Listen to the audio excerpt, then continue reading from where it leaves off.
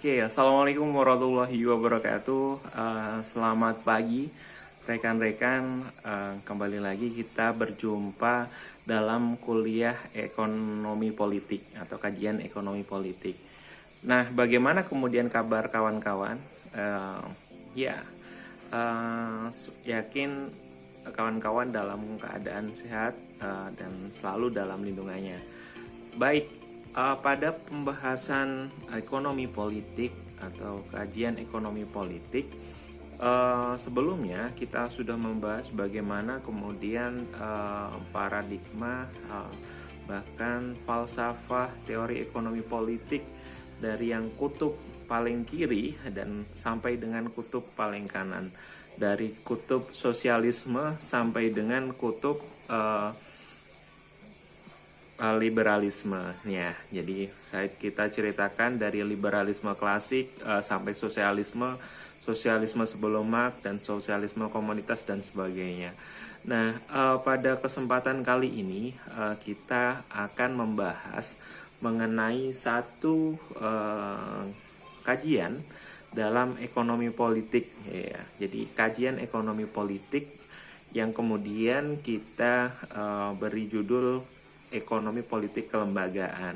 Nah, ini kajian ekonomi politik ini erat kaitannya dengan program studi kita, yakni program studi sosiologi dan antropologi.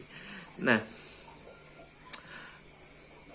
pada falsafah yang yang menyertai kajian ekonomi kelembagaan, yaitu problem utama ekonomi. Jadi manusia adalah makhluk homo economicus, dan problem utama dari ekonomi itu apa? Ya, kawan-kawan sudah pernah saya beritahu bahwasanya problem utama kita dalam ekonomi yaitu adalah soal kelangkaan ya. Jadi soal kelangkaan.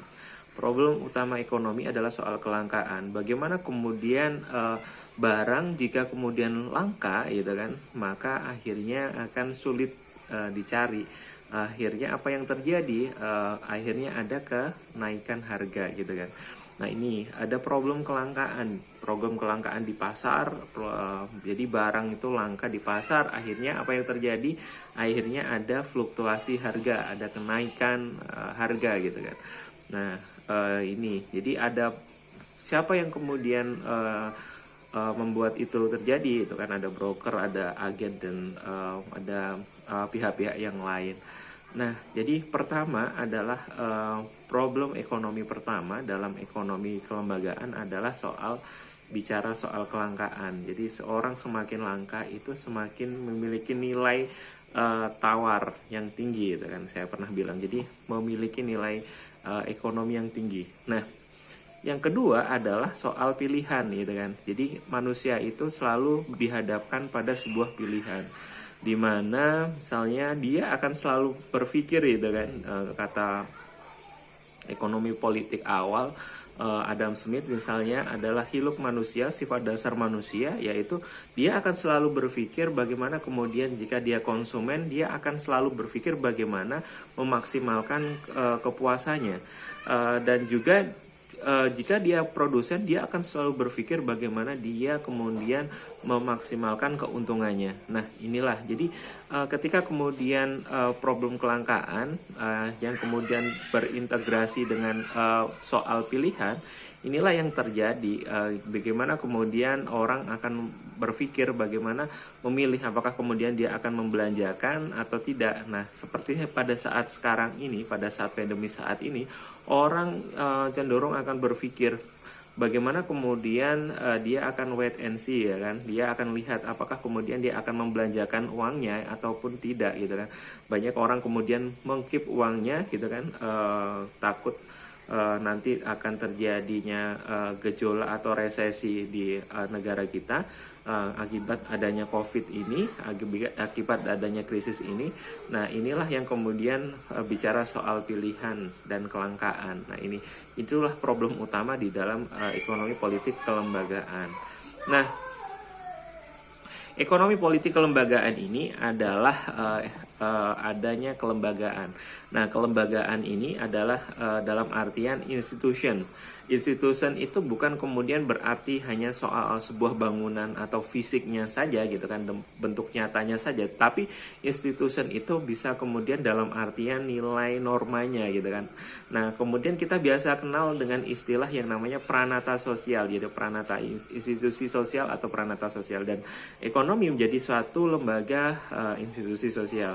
Dan institusi sosial bukan hanya soal lembaganya saja seperti lembaga ekonomi, bank, pasar dan sebagainya, tapi adalah bagaimana kemudian nilai yang ada. Jadi kajian ekonomi kelembagaan itu cenderung ke ekonomi substantif yang kemudian dalam kajian sosiologi. Nah, hal ini berbeda dengan ekonomi neoklasik dan ekonomi yang lainnya.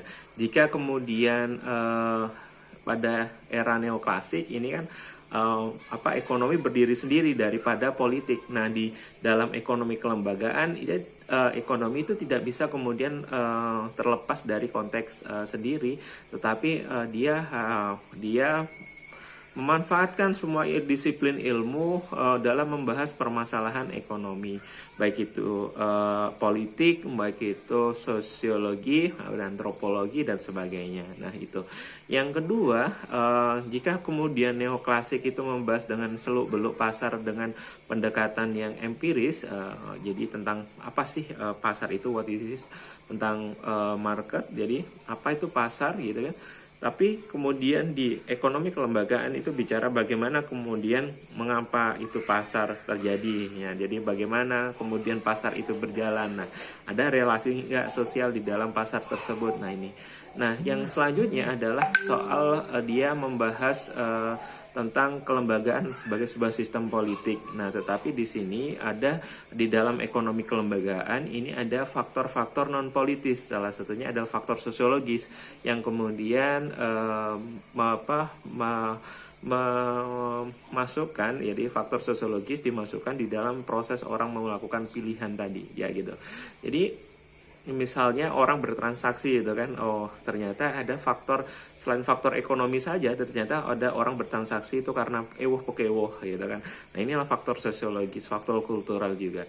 Nah, seperti itu. Jadi ekonomi sebagai sebuah sains kebijakan. Jadi dalam ekonomi neoklasik itu cenderung melihat bagaimana kemudian ekonomi itu sebagai sebuah sains kebijakan, tetapi kemudian di ekonomi kelembagaan itu adalah bagian dari bersama. Jadi sebuah ekonomi itu adalah kegiatan bersama dalam proses pemenuhan kebutuhan hidup manusia. Nah, ada perbedaan lagi di ekonomi klasik itu bersifat materialistik. Jadi ekonomi bersifat materialistik, di zaman ekonomi kelembagaan ini bersifat idealistik. Jadi kalau klasik itu juga dia mengobservasi komoditas dan harga, tapi kelembagaan itu ngomong tentang transaksi, ya kan? Ada relasi sosial di sana, ada kebijakan publik di sana. Nah, di neoklasik itu adalah tujuan individu adalah ada yang dikejar ada kepentingan pribadinya, baik itu konsumen maupun produsen tadi. Tetapi di sini di ekonomi kelembagaan dia harus juga mementingkan kepentingan orang lain. Jadi dia memperhatikan relasi sosial di sana. Nah, seperti itu. Nah, jadi ekonomi kelembagaan ini adalah sebagai sebuah justru menjadi sebuah problem solving dalam realitas ekonomi. Bukan hanya ekonomi dalam arti ekonomi formal gitu. Jadi ekonomi formal kalau kita bicara soal ekonomi gitu ya, tetapi kemudian juga ada nilai-nilai substansial di sana. Nah, jadi ada 3 disiplin ilmu yang kemudian menonjol di dalam ekonomi kelembagaan, di mana ada ilmu ekonomi sendiri, ada ilmu sosiologi, ya, ada sosiologi, yang terakhir itu adalah soal ilmu politik. Jadi relasi antara ketiganya ini yang kemudian membuat yang namanya ekonomi kelembagaan. Salah satu tokoh utama di dalam ekonomi politik kelembagaan yang kemudian juga menjadi salah satu pencetus, salah satu teoritis di dalam atau ahli teori di dalam ekonomi di dalam sosiologi ya. Jadi, namanya adalah Thorstein Veblen. Nah, jadi Thorstein Veblen. Nah, ada tokoh lain selain Thorstein Veblen, ada Max Weber tentang Protestant Ethics Capitalism, ada Joseph Schumpeter, ada Midral ya kan, yang juga merupakan tokoh-tokoh sosiolog. Nah, tetapi kita akan mengulas tentang utamanya adalah tentang Veblen. Nah, ini menarik, Veblen ini menarik di mana kemudian dia mengkritik pendekatan yang dilakukan oleh neoklasik Edmund Burke dan Marshall yang mengajarkan ajaran Marx. Tapi neoklasik ini terlalu bias, jadi menyederhanakan fenomena ekonomi dan mengabaikan, jadi menurut Veblen ini dia mengabaikan faktor-faktor non-ekonomi justrunya. Nah, Veblen ini terkenal dalam bukunya yang namanya Theory the Leisure Class. Jadi Theory of Leisure Class. Jadi perilaku, bagaimana kemudian dia menjelaskan bagaimana kemudian perilaku produksi dan konsumsi masyarakat Amerika pada zaman itu yang tidak wajar. Nah, jadi ada bagaimana kemudian masyarakat Amerika yang kemudian hidupnya sangat materialistik. Nah, dia hanya killing the time, gitu, membuang-buang waktu, pergi ke berjemur ke Asia, berjemur ke negara-negara tropis ya, dan kemudian pulang dan akhirnya wah ini saya sudah hitam, ini menjadi satu kebanggaan tersendiri. Nah, ini adalah dia membuang waktu mereka untuk bersenang-senang. Jadi dia membuang-buang waktu untuk bersenang-senang atau killing the time, ya, the theory of leisure class. Nah, ini dilakukan oleh siapa? Namanya adalah Nouveau Riche, atau kemudian kalau dalam bahasa Indonesia itu dikenal dengan istilah OKB atau orang kaya baru ya. Jadi kalau dia juga mengkritik bagaimana kemudian Marshall yang beranggapan bahwa bahwasanya konsumsi itu ditentukan oleh harga, tetapi ternyata bukan gitu kan. Orang berkonsumsi itu bukan hanya ditentukan oleh harga gitu kan. Semakin teorinya ini adalah semakin harganya itu semakin murah gitu kan, kalau di dalam Marshall gitu kan. Jadi semakin harga itu murah, maka orang akan lebih banyak mengkonsumsi itu. Tetapi tidak itu pada Veblen. Dimana kalau Veblen, ya ketika kemudian harganya tinggi, maka orang akan berlomba untuk mengkonsumsi itu. Inilah perilaku yang Nouveau Riche itu tadi. Dia kemudian mengkonsumsi, yang dikonsumsi bukan hanya harga, tetapi adalah yang dikonsumsi itu adalah mereknya gitu kan. Orang beli jam tangan atau kemudian beli tas itu yang kemudian mereknya harus branded gitu kan. Nah, ini bukan hanya soal harga tetapi soal prestis, soal relasi sosial yang kemudian ada di sana gitu kan. Oke, jadi gitu. Selain the theory of leisure class, jadi ini teorinya para orang orang yang suka menghambur-hamburkan uang untuk liburan gitu kan. Jadi orang kaya baru. Nah, ternyata nanti akan ada kaitannya dengan yang kedua, yaitu di dalam teorinya Veblen ada dalam bukunya The Abstinence, Ownership and Business Enterprise. Jadi orang kaya baru itu siapa itu kan yang kemudian jadi pertanyaan. Yang kaya baru itu adalah di sana menjadi jadi orang-orang kaya jadi kaget gitu kan, orang kaya baru itu kan kaget, ternyata saya kaya nih, akhirnya kemudian dia berbelanja dengan barang-barang branded, pergi ke liburan gitu, ke Bali, menghabiskan uang dan sebagainya gitu. Nah, itu diperoleh dari mana ini kekayaan itu ya? Ternyata kekayaan itu diperoleh yang namanya pasar modal gitu kan. Jadi dia main saham, jadi pialang saham gitu kan. Nah, sehingga kemudian dia bisa menjadi kaya gitu kan, menjadi kaya. Nah, jadi ini juga dibahas di dalam bukunya The Abstinence, Ownership and Business. Jadi enterprise, jadi ada businessman yang abstain nih dalam sebuah bisnis gitu. Ya, tetapi kemudian dia yang memperoleh laba gitu paling tinggi. Jadi perilaku pengusaha yang dalam proses pencarian laba.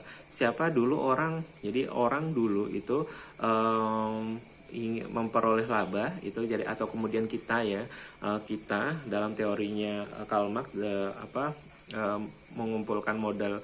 Jadi mengumpulkan modal secara primitif ya kan. Jadi mengumpulkan modal secara primitif ya kita bekerja keras maka kemudian kita dapat uang yang banyak gitu kan. Itu adalah adalah cara kuno gitu kan. Jadi kita orang bekerja keras, jadi saya ingin jadi kaya, maka kemudian saya bekerja keras. Nah, itu adalah cara-cara yang kuno. Tetapi kemudian menurut Veblen di sini adalah bukan itu gitu, tapi adalah untuk menjadi OKB atau Nuverit tadi dia harus kemudian dia peroleh dengan trik-trik licik. Trik-trik di mana? Di pasar saham gitu kan. Jadi dulu investasi ya, jadi ini adanya dia bekerja keras tapi sekarang diperoleh dengan trik licik kayak gitu. Nah, dulu investasi masuk itu pada sektor real lewat pasar sekarang jadi orang investasi ya real gitu kan, orang investasi punya modal investasi. Tapi kemudian kalau sekarang bahkan kita tidak tahu, jadi orang itu tidak tahu perusahaannya gitu kan, orang itu tidak tahu menahu proses produksinya. Ya ini teralienasi juga sebenarnya. Jadi orang itu teralienasi dengan ini, tetapi dia kaya gitu kan. Jadi saya punya saham di perusahaan A, tetapi saya tidak tahu sebenarnya produksi dari perusahaan A itu apa gitu kan. Jadi inilah yang kemudian investasi yang ada di pasar modal gitu. Jadi inilah yang membuat orang kehidupan masyarakat Amerika pada saat itu terjadi proses yang namanya leisure class. Jadi kelas adanya bagaimana kemudian ada tourism, ada pariwisata yang kemudian dia menghabiskan uang, membunuh waktu, the killing the time dan sebagainya. Nah, di sini jadi para pemain pasar ini, maksudnya pemain pasar modal ini adalah dia tidak terlibat aktif ya. Jadi dia merupakan tidak terlibat aktif gitu di dalam kegiatan proses produksi. Gak tahu bahkan bagaimana kemudian seluk-beluk produksinya ya kan, dua ini. Yang ketiga, tapi dia memperoleh laba yang besar dari proses produksi tersebut. Beda dengan para pekerjanya yang kemudian setiap hari bekerja, tetapi dia nggak justru mendapatkan laba dari perusahaan itu, justru lebih banyak para investor ini. Nah, inilah yang kemudian bagaimana kemudian ada semacam proses abstennya owner gitu kan, abstennya owner di dalam proses produksi. Ya ini yang terjadi ketika produksi itu masuk ke dalam pasar modal gitu kan, atau perusahaan yang go public ya. Jadi inilah saya nggak tahu perusahaan seluk-beluk perusahaan A, tetapi saya punya saham di perusahaan A dan saya juga menerima upah atau saya mendapatkan passive income dari perusahaan A. Nah, ini jadi saya jadi orang kaya dan saya nggak perlu kemudian capek-capek bekerja, sehingga saya bisa menghabiskan waktu 6 bulan di Bali berjemur dan sebagainya. Nah, inilah yang kemudian, dan saya juga bisa beli barang branded atau kemudian saya bisa beli mobil yang mewah gitu kan. Nah, karena apa yang terjadi, karena saya menjadi seorang orang kaya baru. Jadi saya wah ini saya kaya. Jadi akhirnya kemudian saya mengkonsumsi barang-barang bukan hanya soal kebutuhannya, tetapi mengkonsumsinya, yang saya konsumsi itu adalah brandnya. Nah, inilah yang kemudian terjadi pada masyarakat Amerika pada saat itu, yang kemudian ditulis oleh Veblen dari beberapa buku, yang kemudian melihat relasi bagaimana kemudian orang kaya baru, ternyata orang kaya baru di sini adalah para pialang saham di pasar modal kayak gitu. Itulah jadi relasi ekonomi itu tidak hanya putus pada soal harga, soal ini, tetapi ada relasi institusi. Institusi di sini adalah ada substansi, ada relasi sosialnya. Gitu, itu pembahasan dari ekonomi politik kelembagaan. Terima kasih, selamat, dan kita lanjutkan pada pembahasan selanjutnya. Assalamualaikum warahmatullahi wabarakatuh.